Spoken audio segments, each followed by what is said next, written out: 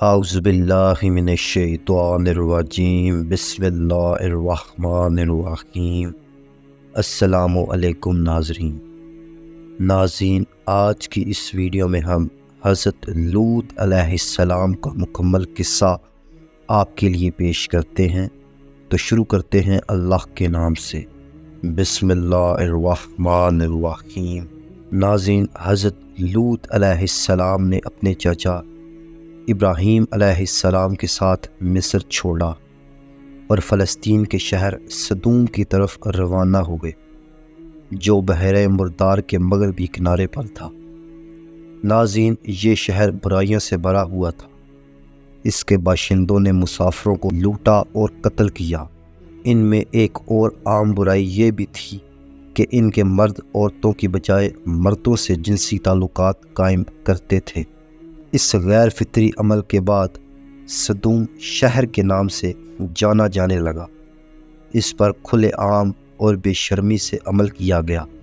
ناظرین، جرائم اور گناہ عروج پر تھے کہ اللہ تعالیٰ نے حضرت لوط علیہ السلام پر وحی نازل فرمائی کہ وہ لوگوں کو بلا کر ان کی بے حیائی ترک کر دیں، لیکن ان کی بد اخلاقی اس قدر پیوست ہو چکی تھی کہ وہ لوط علیہ السلام کے سامنے بہرے ہو گئے۔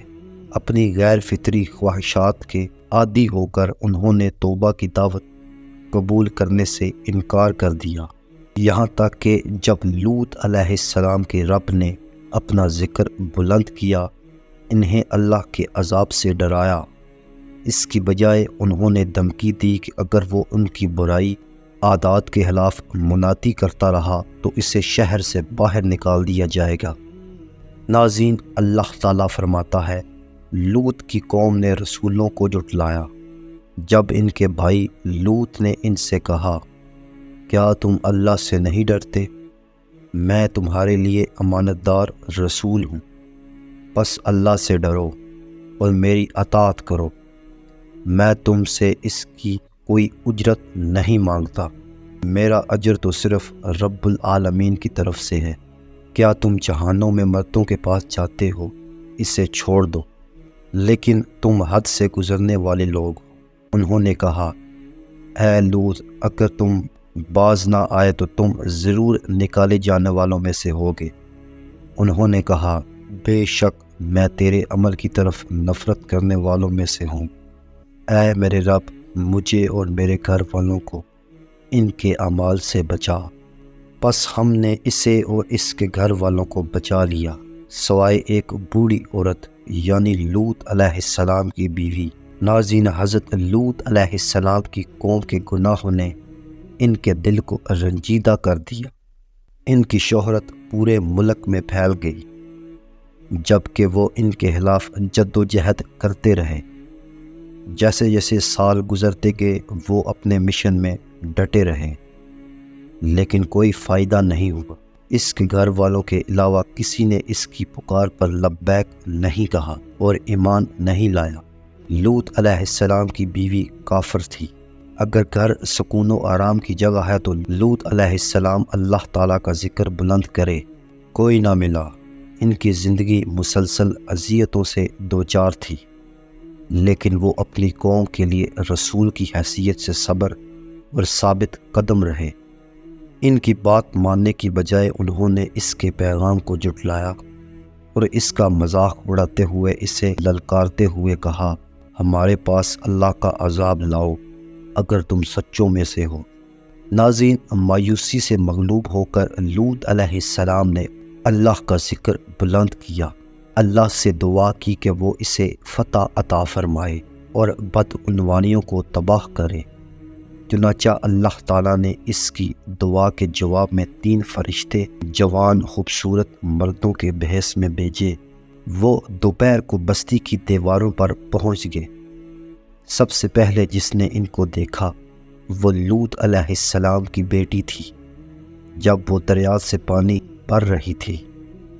جب اس نے انہیں دیکھا تو وہ دنگ رہ گئی کہ زمین پر اتنے خوبصورت آدمی بھی ہو سکتے ہیں۔ ناظرین، 3 آدمیوں یعنی فرشتوں میں سے ایک نے اس سے پوچھا، اے کنیز، کیا آرام کی جگہ ہے؟ اپنی قوم کے برے کردار کو یاد کرتے ہوئے حضرت لوط علیہ السلام کی بیٹی نے جواب دیا، یہیں ٹھہرو، اس وقت تک شہر میں مت جاؤ جب تک میں اپنے والد کو اطلاع نہ کر دوں اور واپس نہ آؤں۔ اپنا جگ دریا کے کنارے چھوڑ کر وہ تیزی سے گھر کی طرف بھاگی اور فرمایا، اے ابا جان، آپ کو شہر کے دروازے پر نوجوان مطلوب ہیں اور میں نے پہلے کبھی ان کے چہرے نہیں دیکھے۔ ناظرین، حضرت لوط علیہ السلام جلدی سے ان کی طرف بھاگے۔ وہ ان کے گھر بطور مہمان آئے۔ مہمان نوازی کے بعد انہوں نے اس سے پوچھا، وہ کہاں سے آئے ہیں اور کہاں جا رہے ہیں؟ ناظرین، انہوں نے حضرت لوط علیہ السلام کے سوالوں کا جواب نہیں دیا۔ اس کے بجائے انہوں نے پوچھا کہ وہ ان کی میزبانی کر سکتے ہیں۔ انہوں نے ان کے ساتھ بات چیت شروع کی اور ان پر اپنے لوگوں کی نفرت انگیز فطرت کو متاثر کیا۔ لوط علیہ السلام ہنگامہ آرائی سے بھرے ہوئے تھے۔ وہ اپنے مہمانوں کو ناراض کیے بغیر انہیں راضی کرنا چاہتے تھے۔ وہاں رات نہیں گزارنا چاہتے تھے، لیکن ساتھ ہی ساتھ وہ ان کے ساتھ متوقع مہمان نوازی بھی کرنا چاہتے تھے، جو عام طور پر مہمانوں کو دی جاتی ہے۔ بہرحال انہوں نے اس خطرناک صورتحال کو سمجھنے کی کوشش کی۔ آخرکار انہوں نے ان سے گزارش کی کہ وہ رات ہونے تک انتظار کریں، اس کے بعد کوئی انہیں دیکھ نہیں پائے گا۔ ناظرین، جب شہر پر اندھیرا چھا چکا تو حضرت لوط علیہ السلام اپنے مہمانوں کو اپنے گھر لے گئے۔ کسی کو ان کی موجودگی کا علم نہیں تھا، تاہم لوط علیہ السلام کی بیوی نے جیسے ہی انہیں دیکھا تو وہ خاموشی سے گھر سے باہر نکل گئی تاکہ کسی کی نظر ان پر نہ پڑے۔ وہ جلدی سے یہ خبر لے کر اپنے لوگوں کے پاس پہنچی اور جنگل کی آگ کی طرح اسے تمام باشندوں تک پہنچا دیا۔ لوگ لوط علیہ السلام کی طرف لپکے۔ ناظرین، حضرت لوط علیہ السلام نے جب ہجوم کو اپنے گھر کے قریب آتے ہوئے دیکھا تو دروازہ بند کر دیا، لیکن وہ اس پر ہاتھ مارتے رہے۔ انہوں نے ان سے التجا کی کہ ان مہمانوں کو تنہا چھوڑ دیں اور اللہ کے عذاب سے ڈریں۔ انہوں نے ان پر زور دیا کہ وہ اپنی بیویوں کے ساتھ جنسی خواہش کی تکمیل کریں، کیونکہ یہ وہی ہے جسے اللہ نے حلال قرار دیا ہے۔ ناظرین، لوط علیہ السلام کے لوگ اس وقت تک انتظار کرتے رہے جب تک کہ وہ اپنا مختصر خطبہ ختم نہ کر لیں، اور پھر وہ ہنسنے لگے۔ ہوس میں اندھے ہو کر انہوں نے دروازہ توڑ دیا۔ حضرت لوط علیہ السلام کو بہت غصہ آیا، لیکن وہ ان بے حیا لوگوں کے سامنے بے اختیار کھڑے رہے۔ وہ اپنے مہمانوں کے ساتھ بدسلوکی کو روکنے میں بے بس محسوس ہوئے، لیکن وہ مضبوطی سے ہجوم کو التجا کرتے رہے۔ اس خوفناک لمحے میں ان کی خواہش تھی کہ وہ انہیں اپنے مہمانوں سے دور دھکیلنے کی طاقت رکھتے۔ اس بے بس اور غم کی حالت میں دیکھ کر مہمانوں نے اس سے کہا، تم فکر مند اور خوفزدہ نہ ہو، ہم فرشتے ہیں اور یہ لوگ تمہیں کوئی نقصان نہیں پہنچائیں گے۔ ناظرین، یہ سن کر ہجوم خوفزدہ ہو گیا اور لوط کے گھر سے فرار ہو گیا، اور جاتے وقت اسے دھمکیاں دیتے ہوئے فرار ہو گئے۔ فرشتوں نے حضرت لوط علیہ السلام کو خبردار کیا کہ وہ طلوع آفتاب سے پہلے اپنے گھر سے نکل جائیں، سوائے ان کی بیوی کے، اپنے تمام اہل خانہ کو ساتھ لے کر۔ ناظرین، اللہ تعالیٰ نے پھر ان پر اپنا عذاب نازل کرنا چاہا۔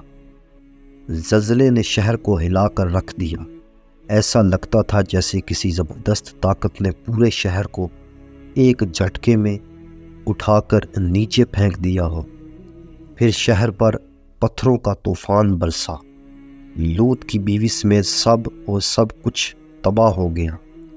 ناظرین، قرآن پاک نے اس واقعے کو درج کیا ہے۔ اس کا مطلب ہے، پس ہم نے اسے اور اس کے گھر والوں کو بچا لیا، سوائے ایک بوڑھی عورت کے جو پیچھے رہ گئی۔ پھر ہم نے باقیوں کو ہلاک کر دیا اور ہم نے ان پر پتھروں کی بارش برسائی۔ یقیناً اس میں ایک نشانی ہے، لیکن اس میں سے اکثر ایمان لانے والے نہ تھے، اور بے شک تمہارا رب غالب رحم کرنے والا ہے۔ ناظرین، اسی طرح حضرت لوط علیہ السلام کی قوم تباہ و برباد ہو گئی، اور ان کی بستیاں اور نام و نشان روئے زمین سے مٹ گئے۔